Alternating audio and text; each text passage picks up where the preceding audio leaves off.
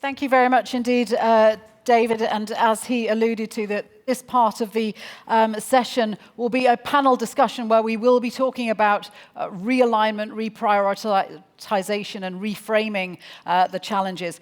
So it's my pleasure to invite our speakers onto the stage now. Please welcome Dr. Ricardo Baptiste Leite, founder and president of the Unite Parliamentaries Network for Global Health, former Portuguese MP who served 4 terms on both Health and Foreign Affairs committees.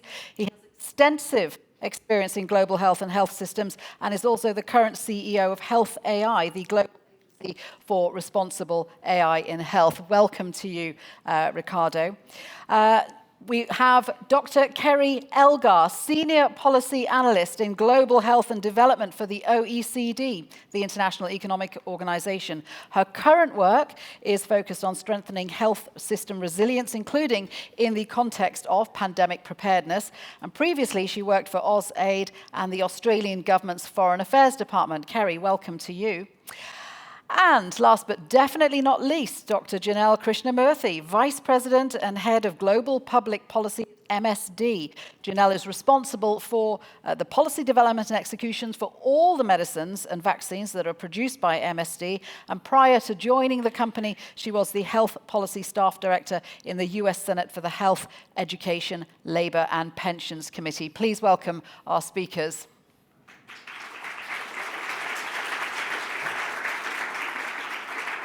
Okay, so it's going to be a tricky subject to talk about, I'm sure, but let's start by how we ensure investing in healthcare remains a top priority for governments. And Ricardo, I'll come to you first because you've been in Parliament, you coordinate with politicians around the globe. What is the current political debate around healthcare investment? What are governments saying about their national health budgets? Well, thanks for having me. And, I hadn't noticed there was a problem happening out there. But yeah, we are facing multiple challenges. And, during this week, we're hearing a lot about the issue of lack of financing, the tremendous impact of some decisions of lowering investment in international development. I think personally that we face a deeper challenge globally when it comes to the political landscape, which is on one hand, the lack of trust in public institutions from citizens that is growing.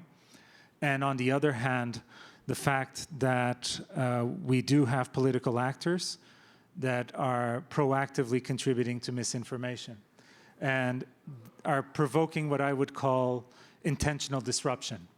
And, putting this in words that are clear for everyone, when I was in Parliament 4 terms between 2011 2023, and I would have debates with colleagues from different parties. I even met my wife in Parliament who was from a different party, so you can see how cross-border and how cross-party. Those must be some interesting dinner conversations. Yeah, I simply agree on everything. But that being said, we would be able to dialogue. And why was that? Because we could find a common ground to start off the conversation. Today, I would say, okay, starting off the conversation, in front of us, we have a table. And you come to me and you say, I apologize, but that's a horse. And then you can't build from that. So dialogue is just being stifled right from the start. And that's what you're saying. It's not that you believe it's a horse, but you know that will kill the dialogue, and it'll lead to misinformation, it'll lead to distrust, and it'll lead to disruption, which is ultimately the goal here. How to overcome that is not easy.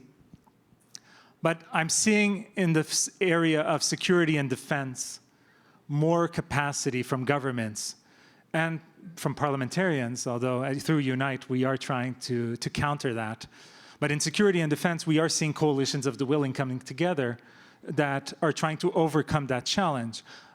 Although in health we do see some sparks of collaboration, I don't feel that same level of international collaboration between different political actors is happening at the speed. So you don't see that it's been seen as much of a priority? Absolutely, and defense is by far the main priority in the mindset of most governments right now, which of course raises an even additional challenge when it comes to funding, and we'll certainly have time to get into that. The other thing is the fact that, especially in low and middle income countries, the systems were built depending not only on funding, but also on infrastructure, on resources of multiple types from actors that immediately have cut off. And of course, the United States is the main actor cutting off without giving an opportunity for transition. And this has devastating effects. And of course, when we look at that, the ripples effects will, I mean, millions of lives will be disrupted. Lives will be lost in this process. We have no doubt about that. So we do have to rethink our funding models, think of innovative funding. We've been talking about it, but now it's time we have to all hands on deck and find how we do that. Unusual actors that haven't been stepping up, now we have to find them and bring them on board.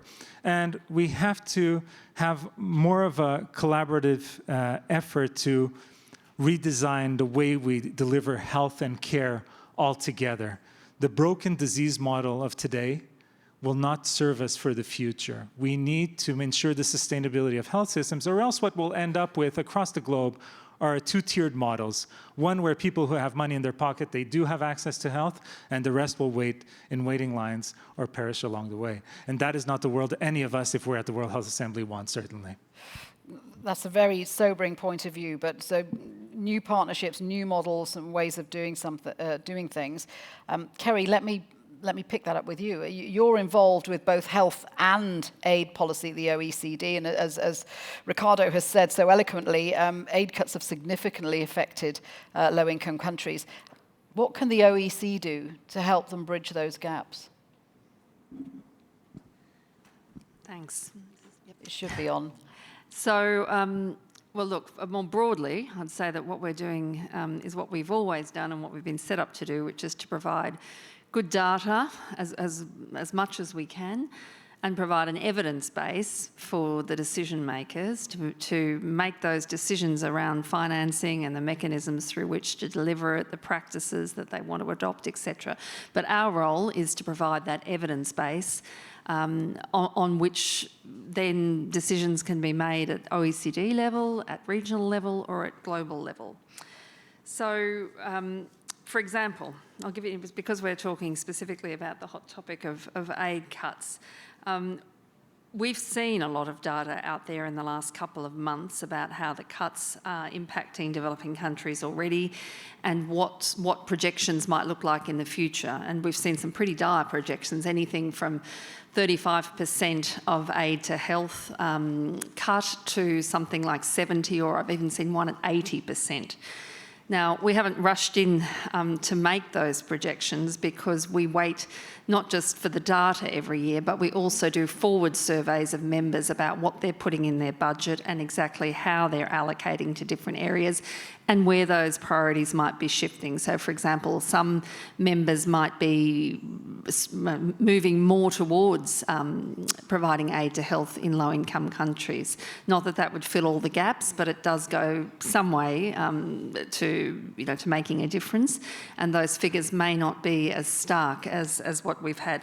What I can say about what we've had already is that the overall simulations we've done on ODA volume, based on the survey of overall spending of aid from our members, show that ODA is estimated to drop between 9 and 17% in 2025. That's on top of the 7% drop we already seen this year. It's not just the US freeze, it's also something like, now I think it's 12 or 13 OECD members who've announced cuts, and some very large ones, including some significant donors to the health sector. There are other members like Ireland and a few others who are actually increasing aid budgets, but there's not so many. We're seeing many more cutting and calling for some rethinking of the aid model in general. And I think we're going to see more discussion on all of that on FFD4. On health specifically, what I can say is that we're currently doing the analysis on the sector based on our data, and of course we hold the creditor reporting system at the OECD for all ODA reporting. So the health sector analysis should be done within the next few weeks, and we will release that.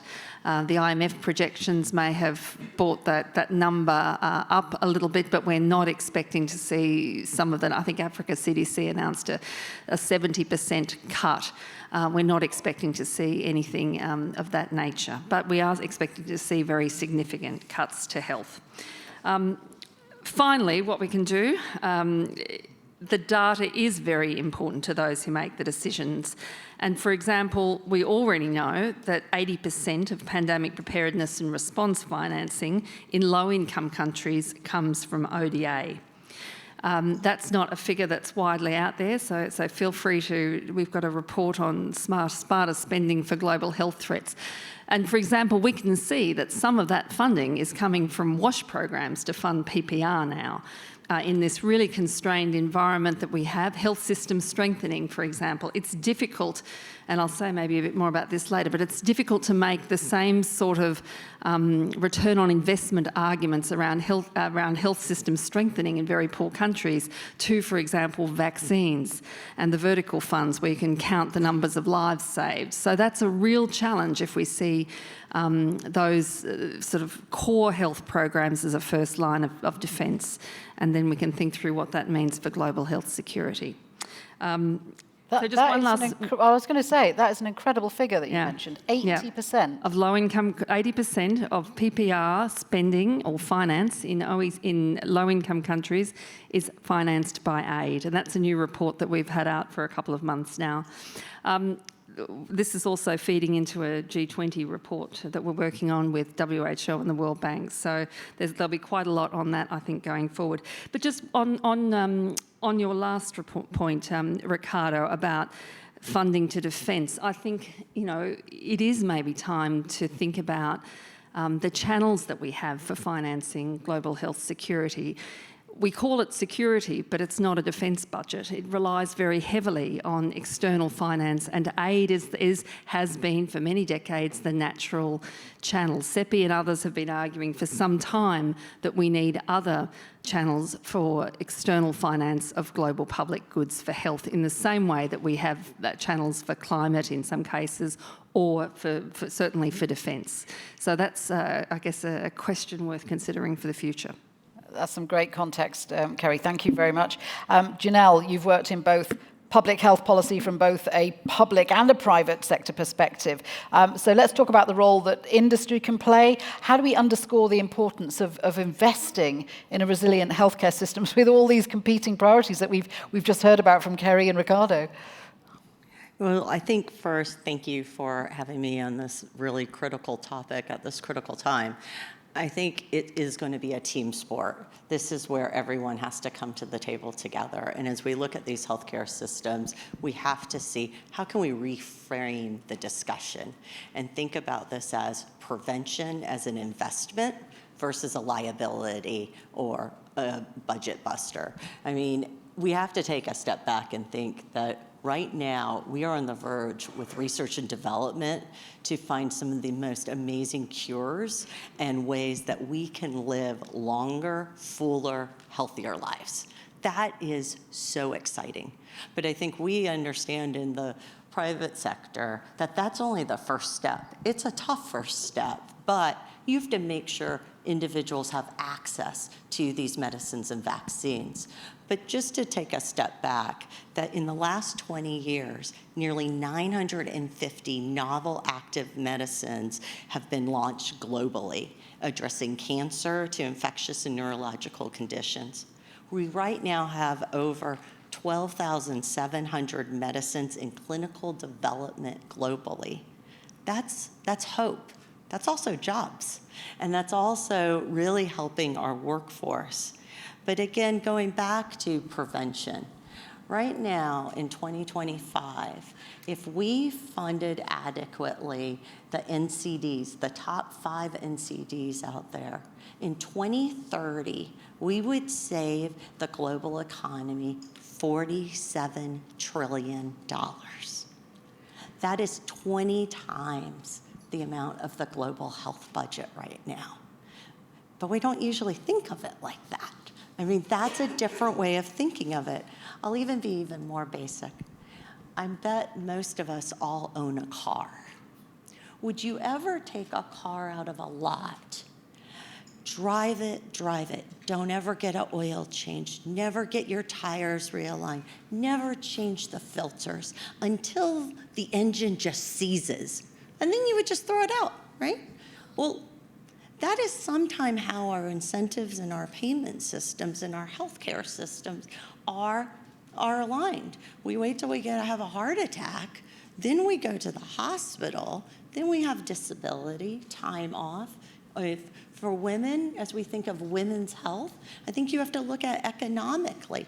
Many times that woman is caring for her kids, for her in-laws, and for others. So her not getting the preventative care has several economic consequences to not giving her the care that she needs. And I'd say IFPMA commissioned analysis that showed that adult immunization programs yield up to a 19-to-1 return on investment. So, these are some basic things, but really challenging and not easy of ways of thinking. Absolutely clear about from this. what you're saying that we always talk about investment, health as an investment, but it underpins so many other aspects of a functioning society in terms of productivity and economy. So those figures are absolutely stunning. We heard a bit at the start from David about the importance of realignment and multilateral cooperation. Kerry, this is something the OECD does a lot of work with, regional cooperation, encouraging countries outside the sort of wealthier membership to bolster regional policy. Tell us about some of the things that you're doing. So, like a lot of international organisations at the moment, we've really upped our work on both regional and global public goods. I think, if there's anything that proved that we're only as strong as the weakest link, it was the pandemic. And so it's becoming important not just in climate now, but also in areas like health. And these are areas where cross-border cooperation and beyond OECD cooperation, as some call it, are particularly important. But of course, we've always worked on these issues with trade and financial markets. It's just now with health, I guess, we're broadening that scope as well. One of the ways that we do this is through our support for global fora, including the G20, and also our partnerships with other international organisations, the private sector, etc. So we're broadening not only the scope of what we do, but the actors with whom we work. For the G20, for example, we work a lot on the economic case for health financing. We've heard a lot of numbers on investment already, and I'm sure we're going to hear some more in the next half an hour or so. And really emphasising, what's the economic case, not the cost for healthcare, and showing some of those returns on investment that can be achieved through better policies and also through smarter targeting of spending and prioritising value for money. So it's not just what you might spend in general, it's what you might spend to save, so to speak. So increased investment in patient safety, for example, to reduce diagnostic error. Can reduce diagnostic error by around half and represent a direct cost saving of almost 8% in health budgets, which is huge. Efficient use of digital tools, including AI, are expected to improve productivity by 5 to 10%. And then for every dollar invested in AMR, for example, in the intervention packages for AMR, the rate of return is $10. They're the sorts of arguments that appeal to finance ministers.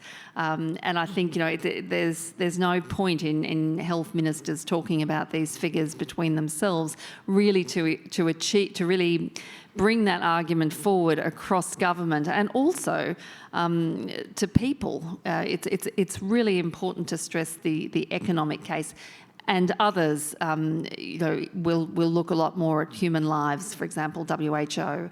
But our job, our role and our value add is really in presenting that economic case. Yeah, and the data is going to be such an important tool on moving those arguments forward. Janelle, when it comes to multilateral engagements, do you think health is given enough space? For example, the expertise and experience of companies like MSD, is that fully understood? Are you at the table enough? How do these discussions evolve? You know, I think there's good news on this. We can do more. And so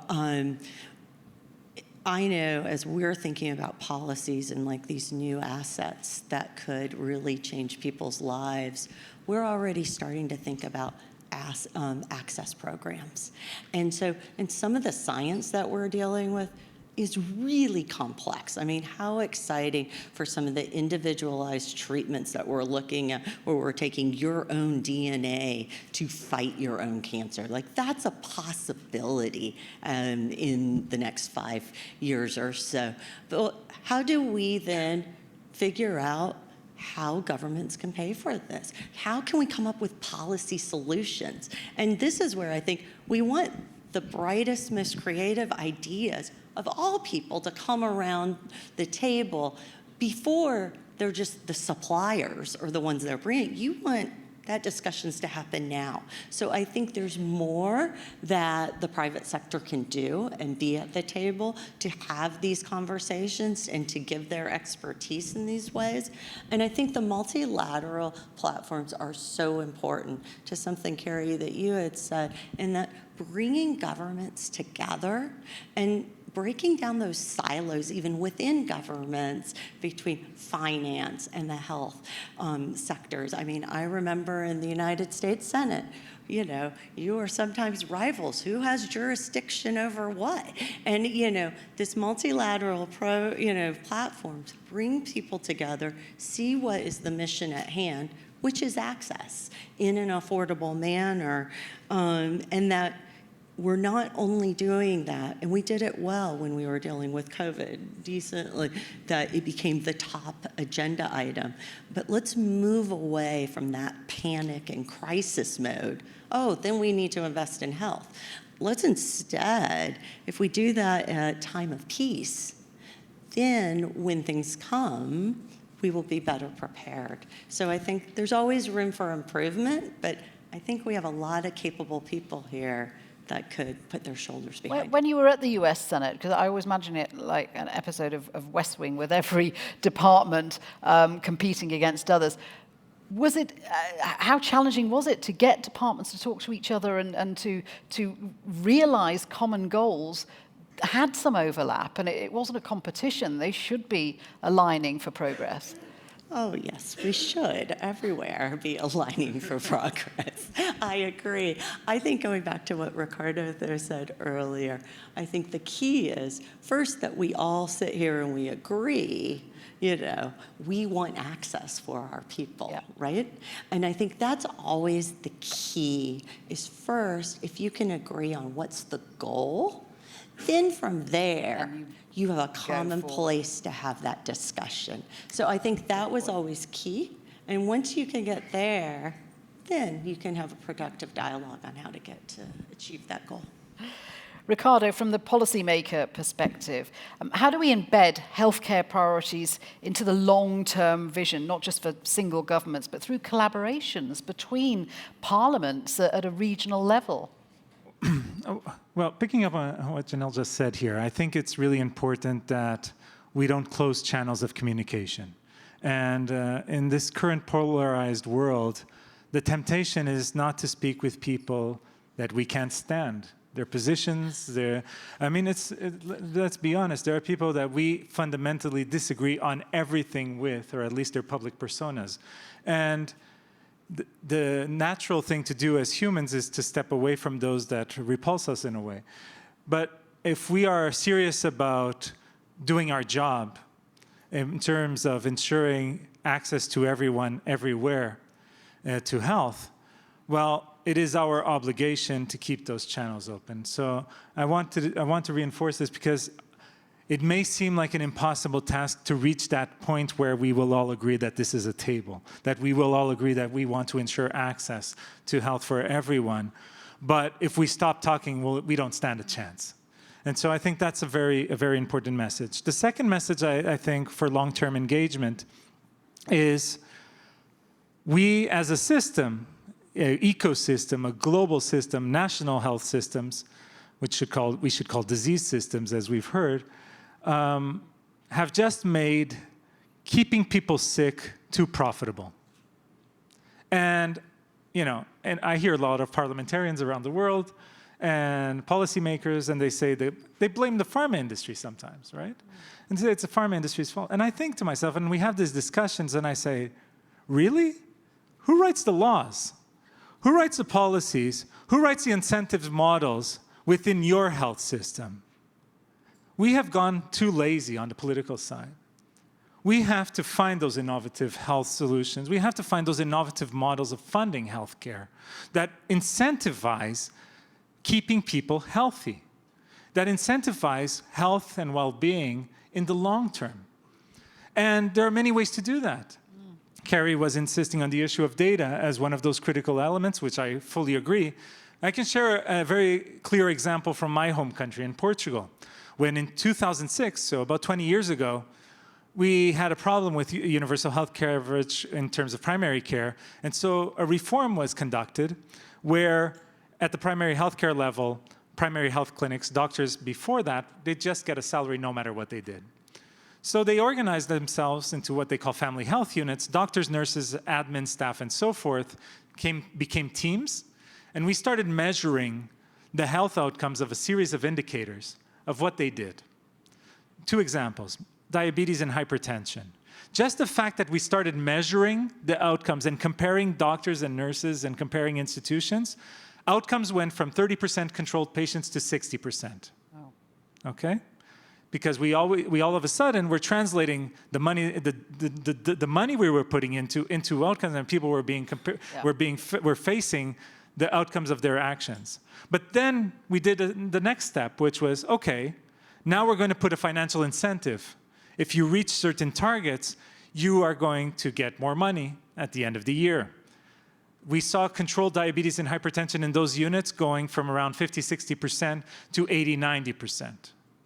So outcomes matters, measuring data matters, comparing institutions and healthcare professionals and making that a transparent process, including the citizens and patients, matters. And doing that and putting financial incentives aligned with where you want to go is critical. And so when we think about health system transformation, I think this is the fundamental discussion that we should be having, is how do we make wellness, well-being, prevention as profitable or more than dealing and reacting to when people get sick.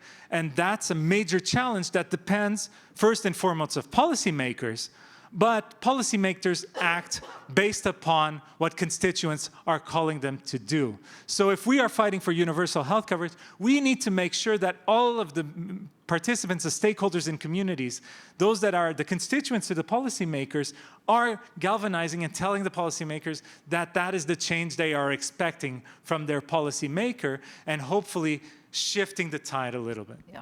I mean, that's very smart, changing incentives to change outcomes.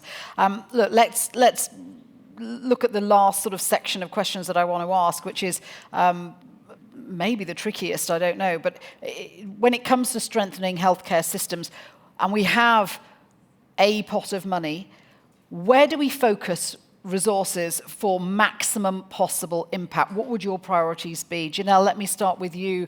I mean, we're obviously looking for a healthcare system that is robust enough and can provide treatments, prepare for new medicines. What would your priority be? So I have 3 priority areas. I think one is you were saying, so that health systems can be ready for innovation. I think first and foremost, there has to be strong partnerships, because you have to know years ahead of when the innovation is coming for many reasons. One, you need to have the data and the metrics to know where you're needing to invest, where there are gaps, and what's the burden going to be for that healthcare system. So that means you're talking to the different stakeholders out there. I think second, you need to invest smarter. And by doing that, looking at the payment policies, as Ricardo is saying, and seeing how you would reimburse for prevention. So you're setting it up to win and that you're reframing it.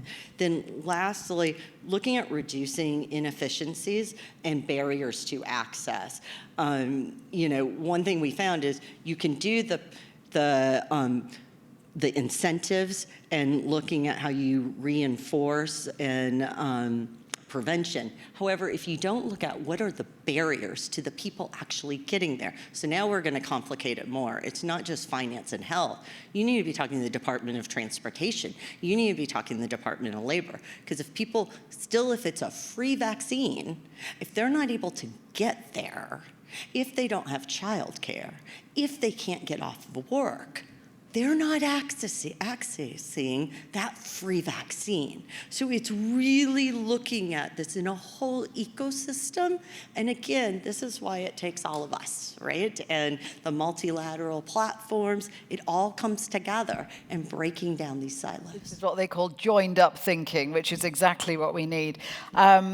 Kerry, how can countries invest better in healthcare? Well, I'm glad you made that point about not just cross-sector, but cross society, and also, I guess, the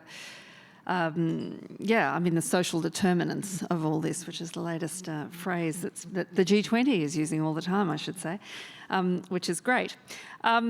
My three things that I'd see as priorities in investing in healthcare. Well, first of all, while I spoke earlier about the importance or the risk of seeing aid funding withdrawn from PPR, there's another big risk, a much more silent risk, and that's the funding going to national health systems, which are really the first line of defence. There are countries that have a huge proportion of their aid budgets, their basic healthcare, funded by aid, and often they're the countries where we're most likely to see a virus of pandemic potential emerge. So there's no point in investing in fancy diagnostic labs and technologies if you don't have the basic health systems or if you're taking that away from WASH programs.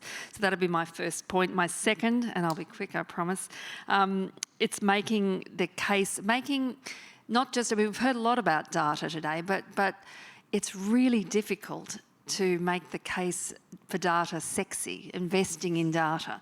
We all know we need it, but if it's that up against something else, which saves lives, data's not going to cut it. So, I think that's where we really have to hammer this point on the need for better economic data, better return on investment data from human perspectives more, because and that takes money. It's not easy to do this, to collect the data. One of the biggest problems in developing countries is that the data doesn't exist.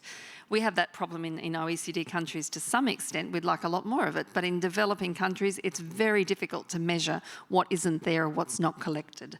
So that's, I guess, another key area. And the last thing I'd warn against, I guess, or I'd talk about the need for really continuing investment in, is around resilience. I think we've forgotten, despite the agreement of the pandemic accord today, we've forgotten the lessons of the pandemic much too quickly. Governments have put it in the past because there are other very pressing, sometimes very geopolitical concerns that are immediate and that require short-term attention. And many governments are thinking that, we'll plan for a next pandemic when we see it on the near horizon. So I think that's the problem. And what we don't realise is that in some areas now, AIDS one of them, and that we risk going back to where we were before 2019. So our overall resilience, the outlook is that we will deteriorate quite quickly. And even in OECD countries, we have recommended an annual targeted investment of 1.4% GDP across countries relative to the expenditure of 2019.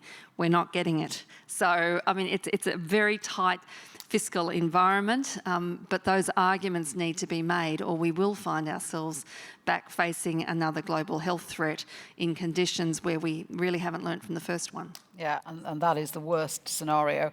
Ricardo, you're a doctor as well as a parliamentarian. What are your main priorities?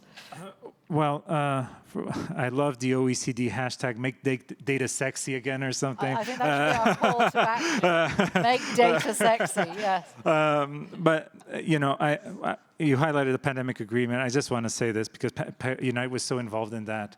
There are some lights of hope out there. And to see that we were able to overcome some of the challenges to get to that point. Now in parliaments, we're mobilizing parliamentarians because they're going to, in many parliaments, this process will continue at the domestic level. It's not going to be an easy task, but we're engaged. Going to your point, and you know what was mentioned by Janelle about the determinants of health, it's not only the social but also the commercial. Critical. If we were to tackle the commercial determinants of health alone, that would have a tremendous impact in terms of improving health. Going after tobacco and alcohol more seriously in terms of fiscal policy and so forth, we could have much more impact. But to provide an overarching answer to you, I think it's critical that we acknowledge that we have to redesign health systems altogether. What brought us here will not take us forward. And the power of artificial intelligence is a huge opportunity as a transformative technology for us not to retrofit AI into our current models of care, not to perpetuate what we're doing badly, but actually for us to take that step back and say, how can we redesign health and care so that we can provide better health outcomes? So, I shared with, Carrie already heard me this morning, my 5 commandments of health management that I try to follow and that I try to share. I'm a Catholic, and so commandments are important to me. But as Catholics, commandments tell you what not to do. This is what you're supposed to focus on. So the 5 commandments are quite simple. And so if you're managing health in one way or another, you have to be doing one of these 5 things. And if you're not, you better take a step back and ask, what am I doing? One is preventing disease. If a disease is preventable, prevent it, doing what it takes. The other one is curing disease. If it's a curable disease, cure it. If it's not being cured, what are you doing? The other option is, if it's not preventable or curable, but it's a chronic disease, at least manage it properly. The other one is many times people have chronic pain, they have disease we can't cure, they're at end of life, mitigating pain and suffering. That is critical. The compassionate and human side of healthcare has to be included. If you're doing that, that's correct. The 5th one is if you're not doing any of the above, but at least providing more efficiency. So doing what you're doing, but at least at a lower cost, it's already worth it, doing that. But if you're not doing any of that, you have to question yourself, what are you doing? And the truth is, 20 to 40% of expenditure in health systems around the world are doing things that do not respect the 5 commandments. They do not contribute at all to health outcomes. That is $3 trillion US. You need money? Start there. Reducing inefficiencies, yeah.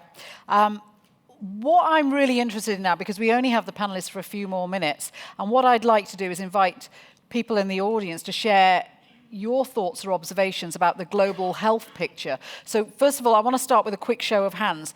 Who here is worried about the future of investment in health and concerned what the cuts in health financing and aid might mean in your country?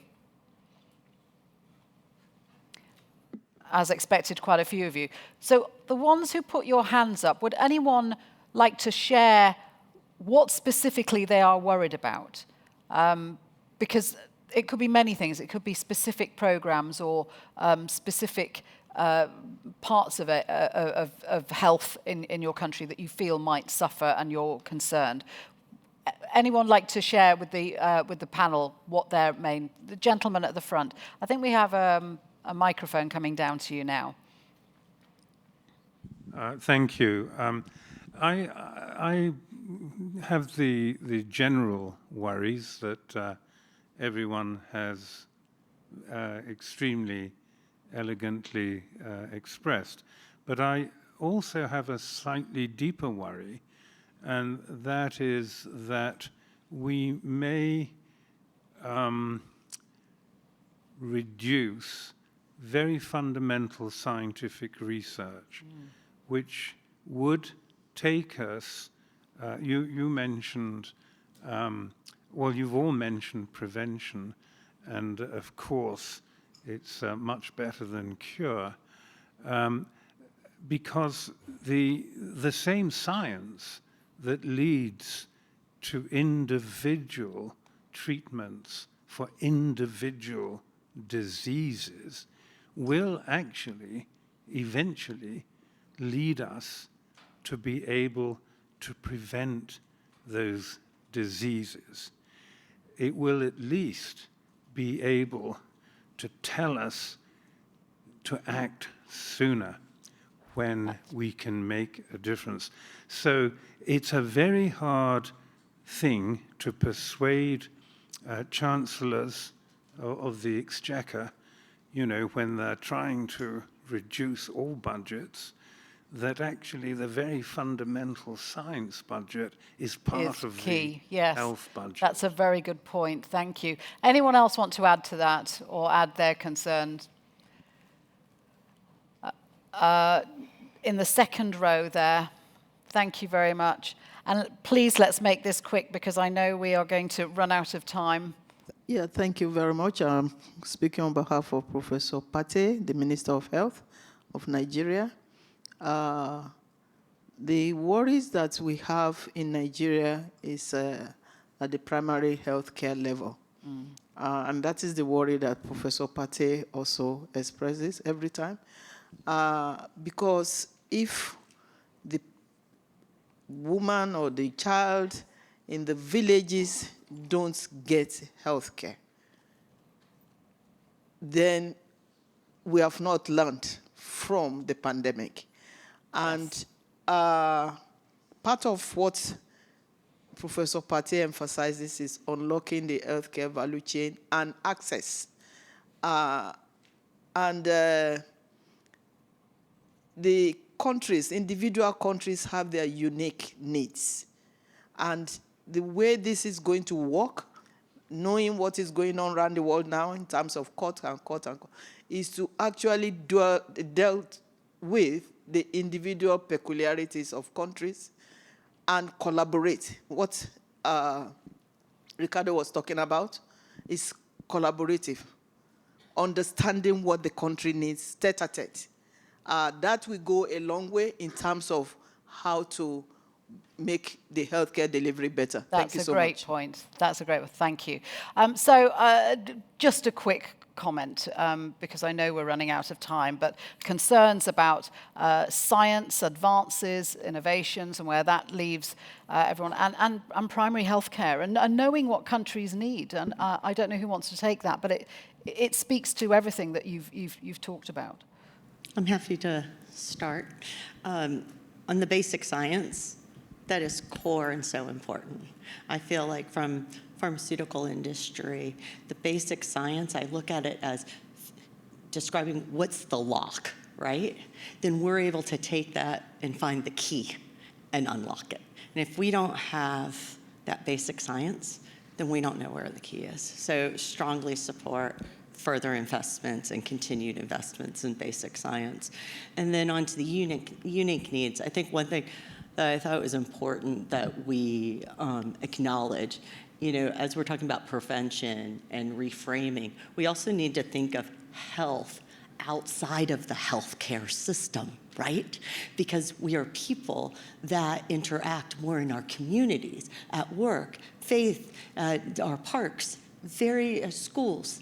And so how do we make it easier for individuals in their unique communities to live healthier lives and to have access to what they need to live those fullest lives? And that can be very different depending on what community you're at and what opportunities are there or what barriers are there. So I think your point is spot on. And I think, again, this goes back to us working together in a collaborative manner so we are doing what is right for the people and we prevent them from becoming patients in the first place.